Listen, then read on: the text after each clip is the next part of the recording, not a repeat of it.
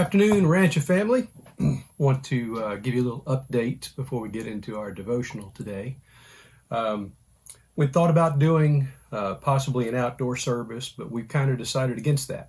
With the extension to April 30th of the social distancing, we are going to continue with the online services on Sundays. We are going to continue all through April, looks like. Hopefully, first time we can meet together will be the first weekend in May.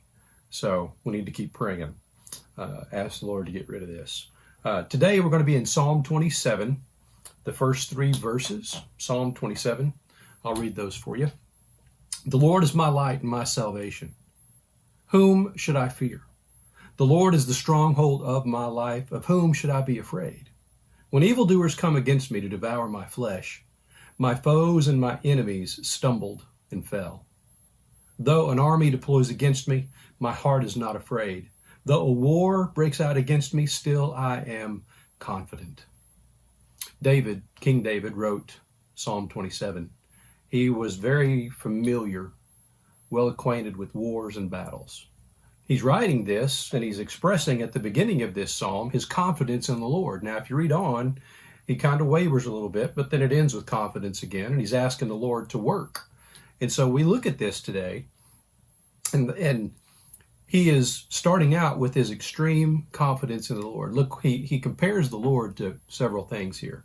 The Lord is my light and my salvation. David there is talking about how the Lord will illuminate our path.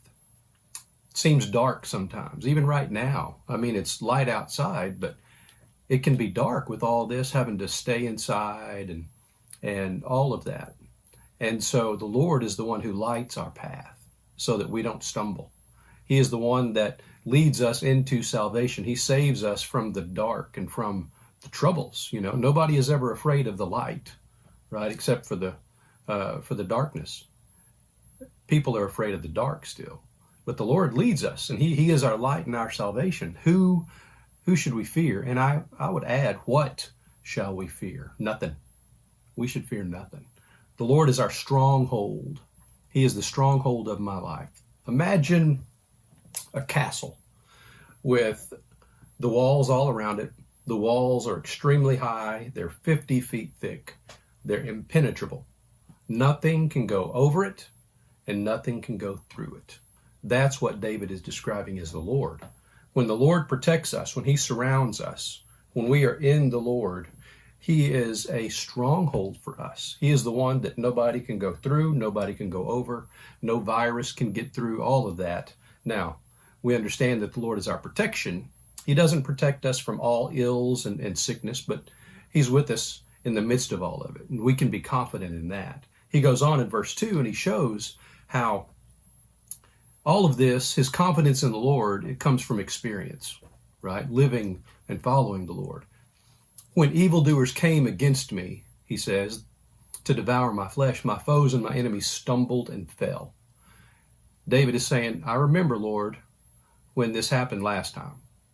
I remembered that they came after me, but I remembered that you delivered me. You caused my enemies and the foes to stumble and to fall. They weren't allowed to get to me. So he learned a lot of his confidence from experience and remembering what the Lord has done. We have to be people that remember what the Lord has done. We sometimes suffer from short-term memory loss, right? We think that we get into trouble and we think that, what's the Lord going to do? Well, He wants us to be mindful and remember all those times in our life where we prayed and He answered. And where He delivered us, He took care of us, even in the midst of it, right? So we've got to remember those things. And then lastly, we see, though an army deploys against me, my heart is not afraid. Even though a war breaks out against me, still I am confident. David here is talking about, even though this war is going on, even though this army is deploying against me, he said, I'm not going to be afraid. I'm going to be confident in the Lord. I am going to be assured that the Lord is, first of all, with us, that the Lord is going to fight for us, and the Lord will protect us. He knows that, and He knows it from experience. He knows it because he knows the Lord. He has walked with the Lord, and the Lord has shown him over and over and over again that the Lord will deliver him. Church, I encourage you. In these times that seem dark, okay, look outside. Go outside and listen to the birds and understand that the Lord is with you. He is with all of us. As His children, He is our confidence. He is the one. He is our light that will lead us. He is the one that will save us. He is the one that is our stronghold, right? And we just need to remember what the Lord has done. We need to remember that the Lord is always faithful. He has never and He will never abandon us. He won't leave us. He won't forsake us. He is with us. And so when you see the news and you get anxious, and man, it's easy to do, and you start to wonder and you start to fear, and then we're isolated on top of that. And so we don't get to be around those that encourage us and to encourage others. We can still be confident knowing that the Lord is with us. And if no one else was with us, that's okay, because if we've got the Lord, everything's going to work out fine. Church, I encourage you. Continue in the Word. Continue in these focus training exercises we've been working on. Stay in your Word. Stay praying, right? Have some solitude and some silence. Be reminded of what the Lord can do. I can't wait to get together with you again as a church.